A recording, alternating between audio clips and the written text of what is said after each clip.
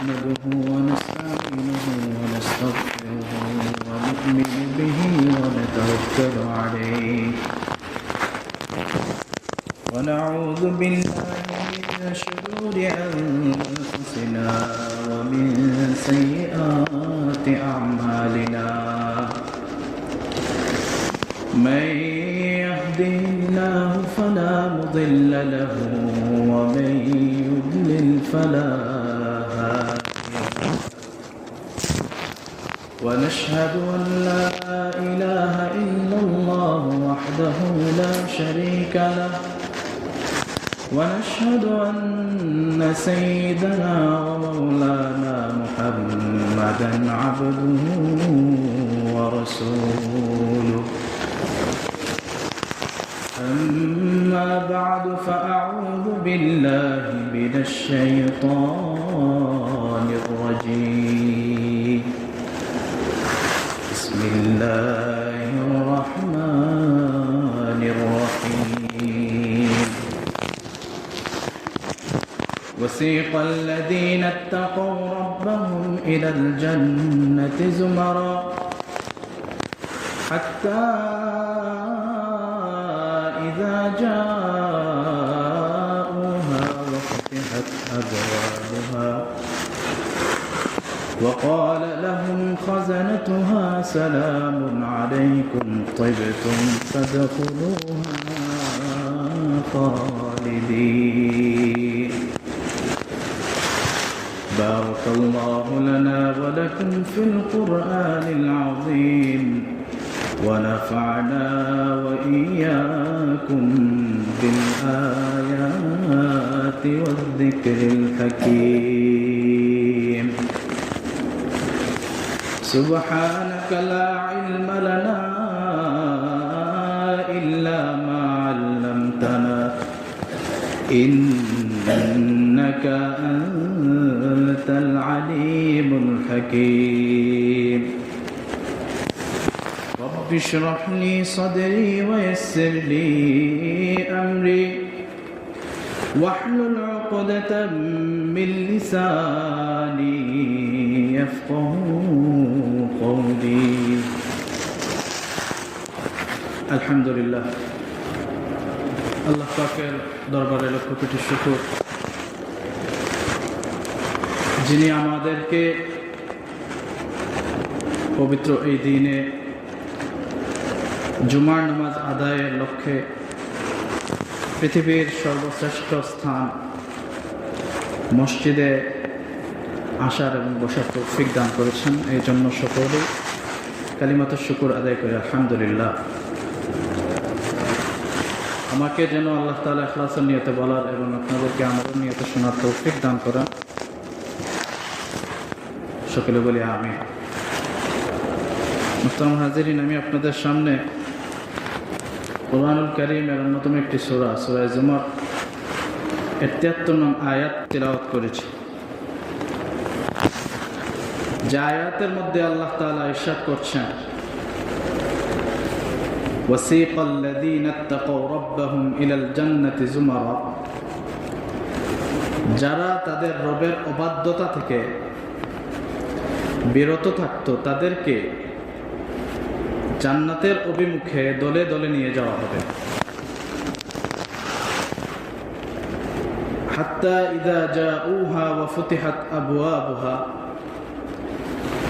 জান্নাতীরা যখন জান্নাতের সামনে উপস্থিত হবে তখন দেখতে পাবে আগে থেকেই জান্নাতের দরওয়াজা সমূহ খুলে দেওয়া হয়েছে। وقال لهم خزنتها سلام عليكم طبتم فادخلوها خالدين, জান্নাতের দরওয়াজায় উপস্থিত ফেরেশতাগণ জান্নাতীদেরকে স্বাগত জানাবে সালামের মাধ্যমে এবং বলবে, তোমরা অত্যন্ত উত্তম ছিলে, চিরস্থায়ী জান্নাতে তোমরা প্রবেশ করো। আলোচ্য আয়াত দ্বারা বুঝতে পারলাম যে আমরা জান্নাতীদেরকে জান্নাতে স্বাগত জানানো হবে সালামের মাধ্যমে। জান্নাতীরা জান্নাতে যাওয়ার পরে সব থেকে বড় যে নিয়ামত আল্লাহ তাআলা জান্নাতীদেরকে দিবেন সেটি হলো আল্লাহর সাথে জান্নাতি বান্দাদের সাক্ষাৎ। ইমাম মুসলিম রাহমাতুল্লাহি আলাইহি তার সহিহ মুসলিমের মধ্যে একটি পরিচ্ছেদ, একটি বাব এনেছেন। এই শিরোনামে বাবু ইসবাতি রুইয়াতিল মুমিনিনা রাব্বাহুম সুবহানাহু ওয়া তাআলা।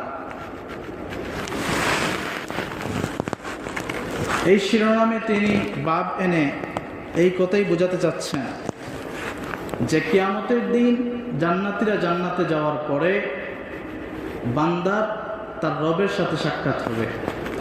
তিনি দলিল হিসাবে সূরা ইউনূসের ২৬ নং আয়াত উল্লেখ করেছেন, যে আয়াতের মধ্যে আল্লাহ তাআলা বলতেছেন, লিল্লাযীনা আহসানুল হুসনা ওয়া জিয়াদা, যারা নেক কাজ করবে, নেক আমল করবে, তাদের জন্য রয়েছে কল্যাণ অর্থাৎ জান্নাত, ওয়া জিয়াদা, এবং এর থেকেও বেশি কিছু, আর সেটাই হলো আল্লাহর সাথে বান্দার সাক্ষাৎ।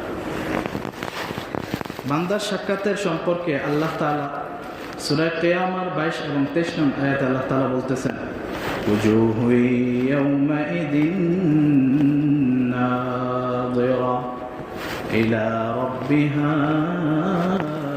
নাযিরা।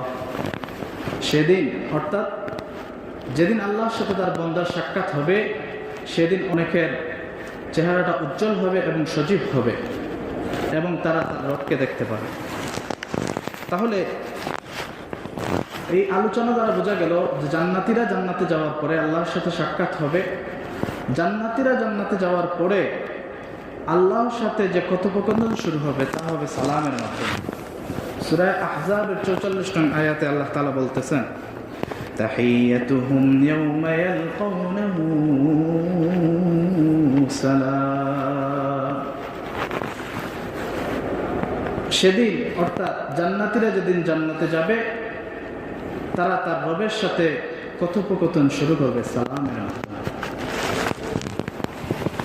৩ নম্বর আলোচনা, সালামের ইতিহাস এবং সালামের প্রচলন কিভাবে হলো।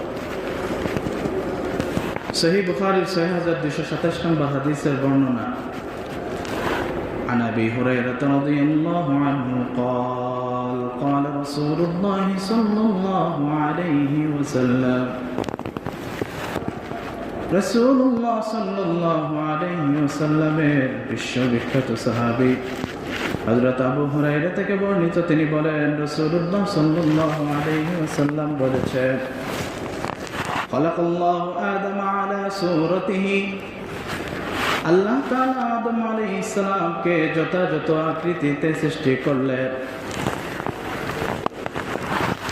ফালাম্মা খালাকাহু ক্বালা ইযহাব ফাসাল্লিম আলা উলাইকা আন-নাফারি মিনাল মালাইকাতি জুলুস। আদম আলাইহিস সালামকে সৃষ্টি করার পর আল্লাহ আদম আলাইহিস সালামকে উদ্দেশ্য করে বললেন, হে আদম, তুমি যাও, তুমি গিয়ে আমার উপবিষ্ট ফেরেশতাদেরকে সালাম প্রদান করো। ফাসতামি' মা ইউহাইয়ুনাক, সালাম প্রদান করার পর তোমার সালামের জবাবে আমার ফেরেশতাগণ কি উত্তর দেয় তা মনোযোগ সহকারে শ্রবণ করবে। কেন? ইন্নাহা তাহিয়াতুকা ওয়া তাহিয়াতু যুররিয়াতিক, কেননা এটাই হবে তোমার এবং তোমার বংশধরের অভিবাদনের পদ্ধতি। সালামের পদ্ধতিটা এটাই হবে। ফাকাল আসসালামু আলাইকুম, আদম আলাইহিস সালাম ফেরেশতাদের সম্মুখে গিয়ে বললেন, তোমাদের উপর শান্তি বর্ষিত হোক। ফাকালু ওয়া আলাইকাস সালাম ওয়া রাহমাতুল্লাহ, তোমার উপর শান্তি এবং আল্লাহর রহমত বর্ষিত হোক। লক্ষণীয় বিষয় হলো, আদম আলাইহিস সালামকে বললেন আসসালামু আলাইকুম, আর ফেরেশতারা উত্তরে বললেন ওয়া আলাইকুমুস সালাম ওয়া রাহমাতুল্লাহ বাড়াইলেন। সূরা নিসা ৮৬ আয়াতে আল্লাহ তাআলা বলতেছেন, وإذا حييتم بتحية فحيوا بأحسن منها أو ردوها তোমাদেরকে কেউ যখন অভিবাদন জানায়, অর্থাৎ তোমাদেরকে যখন কেউ সালাম দেয়, তোমরা তার উত্তরে তার থেকে সুন্দরভাবে সালামের উত্তর দাও। আও রুদ্দুহা, অথবা সে যেভাবে বলেছে ঠিক সেভাবে তুমি উত্তর দাও। সালাম যত সুন্দর হবে সওয়াব তত বেশি হবে। আবু দাউদ শরীফের 5193 নম্বর হাদিসের বর্ণনা। عن عمران بن حسين رضي الله عنه قال جاء رجل إلى النبي صلى الله عليه وسلم فقال السلام عليكم। হযরত ইমরান ইবনে হুসাইন রাদিয়াল্লাহু আনহু থেকে বর্ণিত, তিনি বলেন, একবার এক লোক রাসূলুল্লাহ সাল্লাল্লাহু আলাইহি ওয়াসাল্লামের মজলিসে এসে উপস্থিত হলেন। উপস্থিত হওয়ার পরে রাসূলুল্লাহ সাল্লাল্লাহু আলাইহি ওয়াসাল্লামকে উদ্দেশ্য করে বললেন, আসসালামু আলাইকুম, আপনার উপর শান্তি বর্ষিত হোক।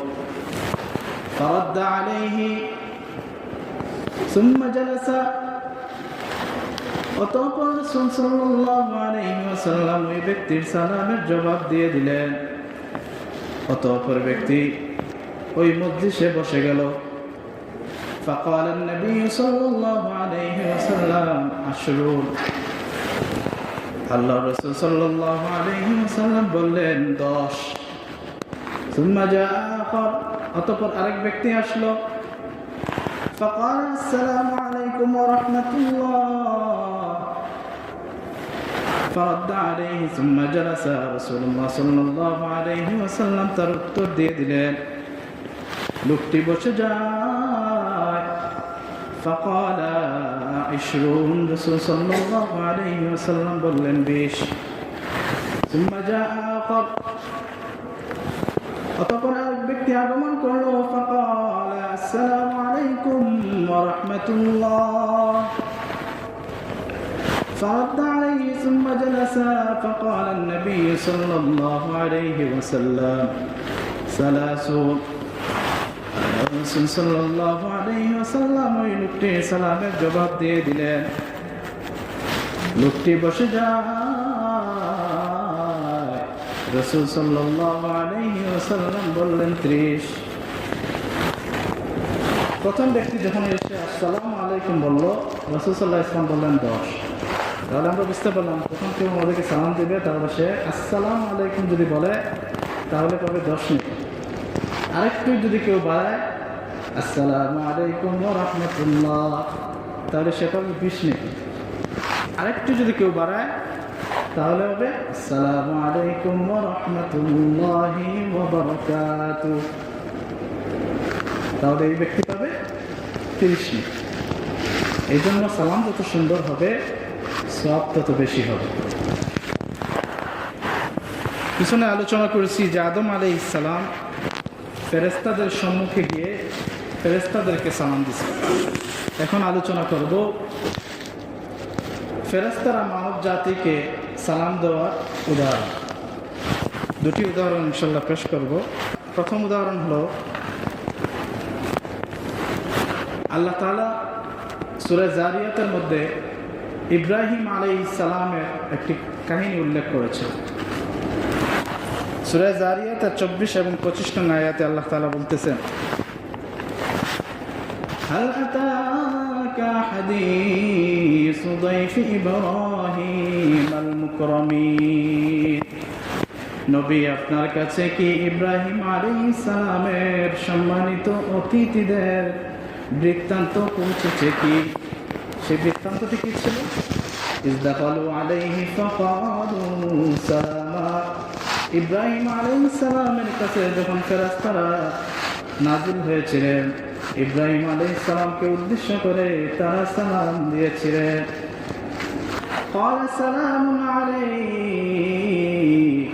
ইব্রাহিম আলাইহিস সালাম তাদের সালামের জবাব দিয়েছিলেন। এটা প্রথম উদাহরণ। দুই নম্বর উদাহরণ, ইমাম বুখারী রহমতুল্লাহ আলাইহির আরেকটি কিতাব আছে, এই কিতাবের নাম হচ্ছে আদাবুল মুফরাদ, হাদিসের কিতাব। ওই কিতাবে 1046 নম্বর হাদিসের বর্ণনা। عن عائشة رضي الله عنها قالت قال رسول الله صلى الله عليه وسلم আম্মা জান্নাত আয়েশা রাদিয়াল্লাহু আনহা থেকে বর্ণিত, তিনি বলেন রাসূলুল্লাহ সাল্লাল্লাহু আলাইহি ওয়াসাল্লাম একদিন আমাকে উদ্দেশ্য করে বলেন, ইয়া আয়েশা হাযা জিবরীল ওয়া হুয়া ইয়াকরাউ আলাইকিস সালাম। আম্মা জান্নাত আয়েশা রাদিয়াল্লাহু আনহাকে উদ্দেশ্য করে রাসূলুল্লাহ সাল্লাল্লাহু আলাইহি ওয়াসাল্লাম বললেন, হে আয়েশা, এখানে জিবরাইল আলাইহিস সালাম আছে এবং তিনি তোমাকে সালাম দিয়েছেন। ফাকালাত কুলতু, আম্মা জানা আয়েশা রাদিয়াল্লাহু আনহা বলেন, আমি তখন তার উত্তরে বললাম, আলাইহিস সালাম ওয়া রাহমাতুল্লাহি ওয়া বারাকাতুহু তারা মা লা আরা। রাসূল সাল্লাল্লাহু আলাইহি ওয়াসাল্লামকে আম্মা জানা আয়েশা বললেন, আমিও ওনার সালামের জবাব দিয়ে দিলাম, আপনি তো যা দেখেন আমি তো তা দেখতে পাই না। অর্থাৎ আপনি তো জিবরাইল আলাইহিস সালামকে দেখতে পাচ্ছেন, আমি তো দেখতে পাচ্ছেন। তাহলে উপরে আলোচনা থেকে বোঝা গেল সালাম একটি গুরুত্বপূর্ণ আমল, এই জন্য এর উপর বেশি বেশি আমল। 5 নম্বর আলোচনা, নবী করিম সাল্লাল্লাহু আলাইহি ওয়াসাল্লাম যখন মক্কা থেকে হিজরত করে মদিনায় আসে, তখন প্রথমে এসে 3টি উপদেশ দিয়েছে মদিনাবাসী। এই ঘটনাটা উল্লেখ করেছেন হযরত আব্দুল্লাহ ইবনে সালাম রাদিয়াল্লাহু আনহু, তিরমিজি শরীফের 2485 নম্বর হাদিসের বর্ণনা। হাদিসের ঘটনাকালে আব্দুল্লাহ ইবনে সালাম রাদিয়াল্লাহু আনহু তখন ইসলাম গ্রহণ করেননি। এই হাদিসটা তিনি বর্ণনা করেছেন যখন তিনি ইসলাম গ্রহণ করেছেন। এরপর তিনি বলতেছেন, عن عبد الله بن سلام رضي الله عنه قدم رسول الله صلى الله عليه وسلم المدينة। রাসূলুল্লাহ সাল্লাল্লাহু আলাইহি ওয়াসাল্লাম যখন মদিনায় আগমন করলেন, মক্কা থেকে মদিনায় আগমন করলেন, ইনজাফালান নাসু ইলাইহি, লোকজন রাসূলুল্লাহ সাল্লাল্লাহু আলাইহি ওয়াসাল্লামকে দেখতে বের করতে লাগলো।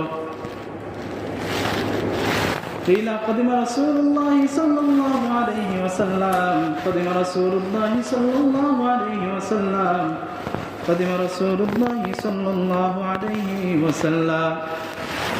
ঘোষণা হতে লাগলো, আল্লাহর রাসূল এসেছেন, আল্লাহর রাসূল এসেছেন, আল্লাহর রাসূল এসেছেন সাল্লাল্লাহু আলাইহি ওয়াসাল্লাম।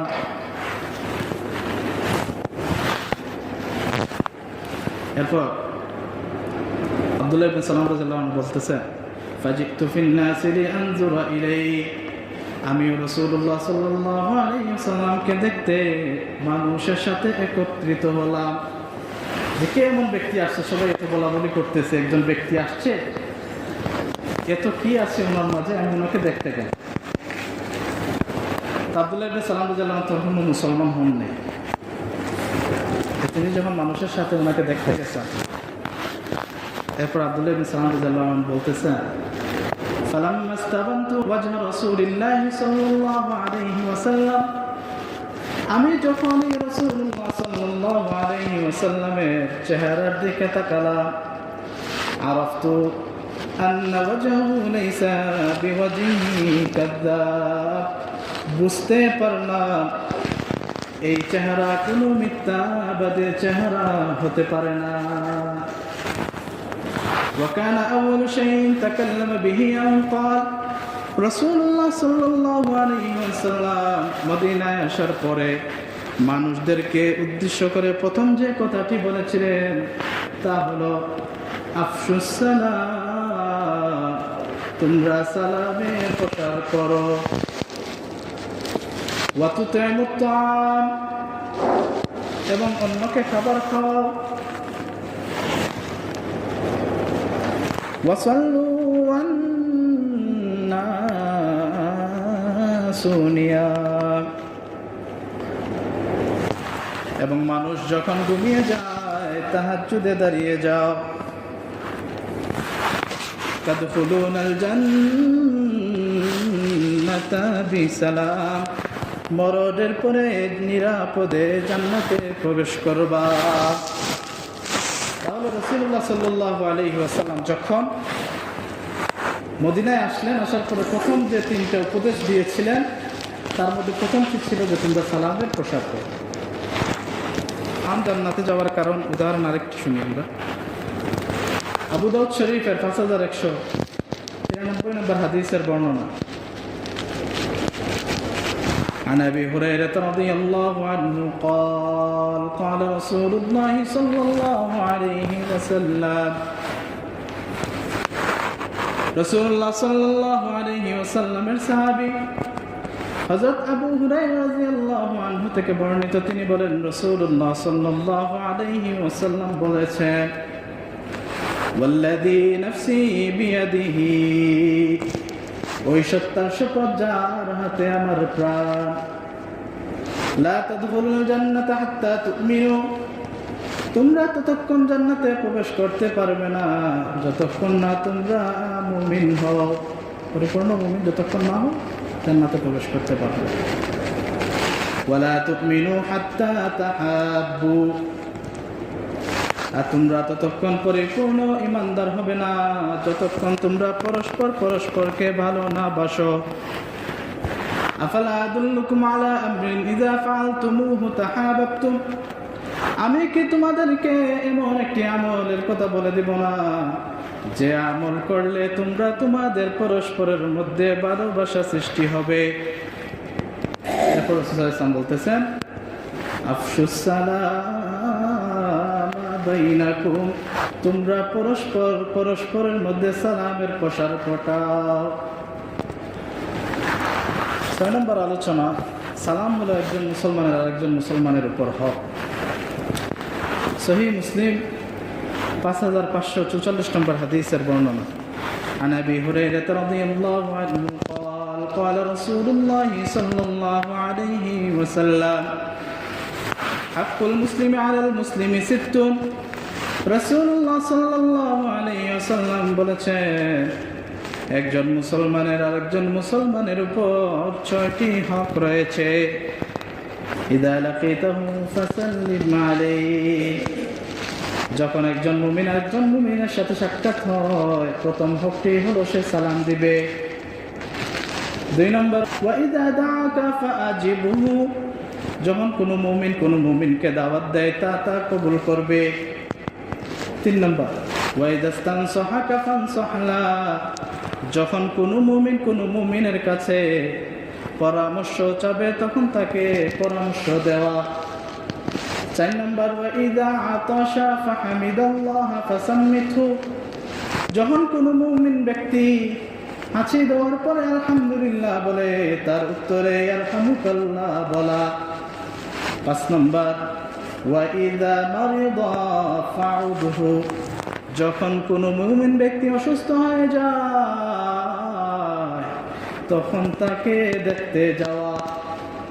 6 নম্বর বললেন, ওয়া ইযা মাতা ফাউদহু, যখন কোনো মুমিন ব্যক্তি মারা যায় তার জানাজায় শরীক হওয়া। তাহলে এই হাদিসের মধ্যে 6টা হকের মধ্যে প্রথম যে হকটি পেলাম সেটি হলো সালাম প্রদান করা একজন মুসলমানের আরেকজন মুসলমানের উপর হক। সহিহ বুখারীর 1240 নম্বর হাদিসের বর্ণনা। এই হাদিসের মধ্যে এসেছে রাসূল সাল্লাল্লাহু আলাইহি ওয়াসাল্লাম বলতেছেন, সালামের জবাব দেওয়া আরেকটি হক। عن أبي هريرة رضي الله عنه قال سمعت رسول الله صلى الله عليه وسلم, আবু হুরায়রা রাদিয়াল্লাহু আনহু বলতেছেন, আমি রাসূলুল্লাহ সাল্লাল্লাহু আলাইহি ওয়াসাল্লামকে বলতে শুনেছি, হাক্কুল মুসলিমি আলাল মুসলিমি খামসুন, একজন মুসলমানের আরেকজন মুসলমানের উপর 5টি হক রয়েছে। এর মধ্যে প্রথম যেটি বলছেন হচ্ছে রদ্দুস সালাম, সালামের জবাব দেওয়া। তাহলে সালাম আগের হাদিসে পেলাম সালাম দেওয়া হচ্ছে একজন মুসলমানের একজন মুসলমানের উপর হক। আর এই হাদিসে পেলাম সালাম দেওয়ার পরে সালামের জবাব দেওয়াটাও একজন মুসলমানের আরেকজন মুসলমানের উপর হক। 7 নম্বর আলোচনা, সালামের মাধ্যমে গুনাহসমূহ মাফ হয়ে যায়, অর্থাৎ সালাম গুনাহ মাফের কারণ। একটা কিতাব আছে সহিহুত তারগীব 2720 নম্বর হাদিসের বর্ণনা। قال رسول الله صلى الله عليه وسلم, আল্লাহ রাসূল সাল্লাল্লাহু আলাইহি ওয়াসাল্লাম ইরশাদ করেছেন, ইন্নাল মুমিনা ইযা লাকিয়াল মুমিনা ফাসাল্লামা আলাইহি, একজন মুমিন যখন আরেকজন মুমিন ব্যক্তির সাথে সাক্ষাৎ করে অতঃপর যদি সালাম দেয়, ওয়া আখাযা বিয়াদিহি ফাসাহাফাহু, এবং হাত ধরে মুসাফাহা করে, আমরা মুসাফা করি, রাসূল সাল্লাল্লাহু আলাইহি ওয়াসাল্লাম বলতেছেন তাহলে প্রথম দুইটা কথা বলবেন, একটা হচ্ছে যখন দেখা হবে তখন সালাম দিবে, আর 2 নম্বর হচ্ছে হাত বাড়িয়ে মুসাফা। রাসূল সাল্লাল্লাহু আলাইহি ওয়াসাল্লাম বলতেছেন এই দুই মুমিন ব্যক্তির কি হবে, তানাসুরাত খাতায়াহুমা কামা ইয়াতানাসারু ওয়ারাকুশ শাজার। রাসূলুল্লাহ সাল্লাল্লাহু আলাইহি ওয়াসাল্লাম বলছেন ওই দুই মুমিন ব্যক্তির গুনাহসমূহ এমন ভাবে ঝরে পড়ে যায় যেমন ভাবে গাছের পাতাসমূহ ঝরে পড়ে যায়। এজন্য বেশি বেশি সালামের আমল করা। 8 নম্বর আলোচনা, আল্লাহর কাছে সর্বাধিক উত্তম ব্যক্তি। এখন যে হাদিস বলবো এই হাদিসের মধ্যে রাসূল সাল্লাল্লাহু আলাইহি ওয়াসাল্লাম বলতেছেন আগে যে সালাম দেবে ওই ব্যক্তি। অন্যান্য হাদিসে আরো বিভিন্ন আলোচনা এসেছে উত্তম ব্যক্তি সম্পর্কে। এখন যে হাদিসটা বলবো এটা হচ্ছে সালামের সম্পর্কে রাসূল সাল্লাল্লাহু আলাইহি ওয়াসাল্লাম বলছেন যে আগে সালাম দেবে সে সর্বাধিক উত্তম ব্যক্তি। আবু দাউদ শরীফের 5197 নম্বর হাদিসের বর্ণনা। عن أبي أمامة رضي الله عنه قال قال رسول الله صلى الله عليه وسلم, হযরত আবু উমামা রাদিয়াল্লাহু আনহু থেকে বর্ণিত তিনি বলেন রাসূলুল্লাহ সাল্লাল্লাহু আলাইহি ওয়াসাল্লাম বলেছেন, ইন্না আওলান নাস বিল্লাহ মান বাদাআহুম বিসসালাম। আল্লাহ রাসূল সাল্লাল্লাহু আলাইহি ওয়াসাল্লাম বলেছেন মানুষের মধ্যে সর্বাধিক উত্তম ওই ব্যক্তি যে ব্যক্তি আগে সালাম প্রদান করে।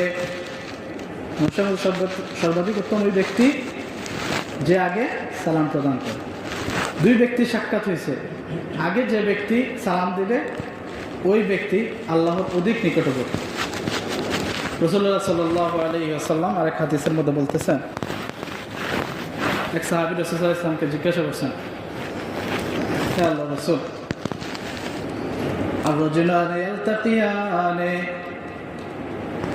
দুজন ব্যক্তির দেখা হচ্ছে, আইয়ুহুমা ইয়াবদাউ বিসসালাম, দুজন ব্যক্তি সাক্ষাৎ হয়েছে, ওই দুই ব্যক্তির মাঝে আগে কে সালাম দিবে? রাসূল সাল্লাল্লাহু আলাইহি ওয়াসাল্লাম বলতেছেন আউলাহুমা বিল্লাহ, ওই দুই ব্যক্তির মধ্যে সর্বাধিক উত্তম এবং আল্লাহর নিকটবর্তী যে ব্যক্তি ওই ব্যক্তি আগে সালাম দেবে। এই জন্য আমরা সবাই তো আল্লাহর নিকটবর্তী হতে চাই কি চাই না? চাই তো ইনশাআল্লাহ। তাহলে আগে সালাম দেব ইনশাআল্লাহ, এবং সালামের ক্ষেত্রে আমরা আগে থাকব, সালাম দেওয়ার ক্ষেত্রে সবসময় আগে থাকব। 10 নম্বর আলোচনা, সালাম হচ্ছে বরকতের কারণ। আমরা সালাম এই জন্য দেব, সালাম বরকতের কারণ। নবী করিম সাল্লাল্লাহু আলাইহি ওয়াসাল্লামের 7 বছরের খাদেম, অন্যান্য বর্ণনা আরও বিভিন্ন সংখ্যা এসেছে। হযরত আনাস ইবনে মালিক রাদিয়াল্লাহু আনহু থেকে বর্ণিত, তিনি বলেন قال لي رسول الله صلى الله عليه وسلم, আল্লাহ রাসূল সাল্লাল্লাহু আলাইহি ওয়াসাল্লাম একদিন আমাকে উপদেশ দিয়ে বললেন, ইয়া বুনাইয়া ইযা দাখালতা আলা আহলিক ফাসাল্লিম, হে বৎস তুমি যখন তোমার পরিবারের কাছে প্রবেশ করো তুমি তাদেরকে সালাম দাও। সালাম দিলে কি হবে? রাসূল সাল্লাল্লাহু আলাইহি ওয়াসাল্লাম বলতেছেন, ইয়াকুনু বারাকাতান আলাইকা ওয়া আলা আহলি বাইতি, এই সালাম তোমার এবং তোমার পরিবারের বরকতের কারণ হবে। এই জন্য আমরা যখন বাইরের কাজ শেষ করে বাসায় যাব, আজকে আজকেও যখন মসজিদ থেকে বাসায় যাব এই আমলটাই আমরা শিখে যাব। বাসায় গিয়ে সবার আগে আমাদের পরিবারের সবাইকে আগে আমরা সালাম দেব। সূরা নূরের 61 নং আয়াতে আল্লাহ তাআলা বলতেছেন, فإذا دخلتم بيوتا فسلموا على أنفسكم تحية من عند الله مباركة طيبة। তোমরা যখন তোমাদের পরিবারের কাছে প্রবেশ করো, তোমরা তোমার পরিবার পরিজনকে সালাম দাও, কেননা এই সালাম হলো আল্লাহর পক্ষ থেকে তোমাদের জন্য একটি কল্যাণকর এবং পবিত্র দোয়া। 11 নম্বর আলোচনা, ইসলামের মধ্যে সালাম হলো একটি উত্তম আদর্শ। রাসূল সাল্লাল্লাহু আলাইহি ওয়াসাল্লামের একজন সাহাবীর নাম আব্দুল্লাহ ইবনে আমর রাদিয়াল্লাহু আনহু, তিনি রাসূল সাল্লাল্লাহু আলাইহি ওয়াসাল্লামকে জিজ্ঞাসা করলেন যে ইসলামের কোন রীতি এবং নীতিটা আল্লাহ রাসূল আপনার কাছে জানতে চাই। রাসূল সাল্লাল্লাহু আলাইহি ওয়াসাল্লাম বলছেন, সহিহ বুখারীর 12 নম্বর হাদিস এটা, ওয়া তুতিমুত তাআম ওয়া তাকরাউস সালাম আরাফতা ওয়া মান লাম তারিফ। তুমি অন্যকে খাবার খাওয়াবে এবং যাকে চেনো অথবা চেনো না সবাইকে তুমি আগে সালাম দিবে। চিনি না আমি আগে সালাম দেব, চিনি আমি আগে সালাম দেব। এই জন্য আল্লাহ তাআলা আমাদেরকে বেশি বেশি সালামের প্রসার এবং প্রচার করার তৌফিক দান করুন। সকলে বলি আমিন। সময় শেষ হয়ে গেছে, একটু সময় আলোচনা করে শেষ করে দেব ইনশাআল্লাহ। সর্বশেষ আলোচনা, এখানে যারা বাচ্চারা আছে তাদের উদ্দেশ্যে একটি কথা। রাসূলুল্লাহ সাল্লাল্লাহু আলাইহি ওয়াসাল্লামের আরেকটি হাদিস, সহিহ বুখারীর 6231 নম্বর হাদিস, বাচ্চারা মুরব্বিদেরকে সালাম দিবে। রাসূল সাল্লাল্লাহু আলাইহি ওয়াসাল্লাম বলতেছেন, قال رسول الله صلى الله عليه وسلم يسلم الصغير على الكبير। ছোটরা, বয়সে যারা ছোট তারা বড়দেরকে সালাম দিবে। এখন ছোটরা কিভাবে আমাদেরকে সালাম দিবে? আমরা তো ওদেরকে কি দিতে হবে? সালামের শিক্ষা দিতে হবে। আরেক হাদিসের মধ্যে রাসূল সাল্লাল্লাহু আলাইহি ওয়াসাল্লাম বলতেছেন, হযরত আনাস ইবনে মালিক রাদিয়াল্লাহু আনহু থেকে রওয়ায়াত, তিনি বলেন, একদিন আমরা একদল শিশুর পাশ দিয়ে আমরা অতিক্রম করতেছিলাম, তখন আমি ওই শিশুদেরকে উদ্দেশ্য করে বলছি আসসালামু আলাইকুম। এরপর আনাস ইবনে মালিক রাদিয়াল্লাহু আনহু বলতেছেন যে আমি এটা কেন করলাম? আমি একবার রাসূল সাল্লাল্লাহু আলাইহি ওয়াসাল্লামের সাথে এক সফরে ছিলাম। রাসূল সাল্লাল্লাহু আলাইহি ওয়াসাল্লাম এইভাবে একদল শিশুর পাশ দিয়ে যাচ্ছিলেন, তখন তিনি শিশুদেরকে উদ্দেশ্য করে বললেন আসসালামু আলাইকুম। কি উদ্দেশ্যে বলেছিলেন? বাচ্চাদেরকে শিক্ষা দেওয়ার উদ্দেশ্যে। এই জন্য আমরা যারা বড়রা আছি বাচ্চাদেরকে সালাম শিক্ষা দেব ইনশাআল্লাহ। আর বাচ্চারাও যারা আছে আমরা বড়দেরকে সম্মান করব, বড়দেরকে সালাম দেব।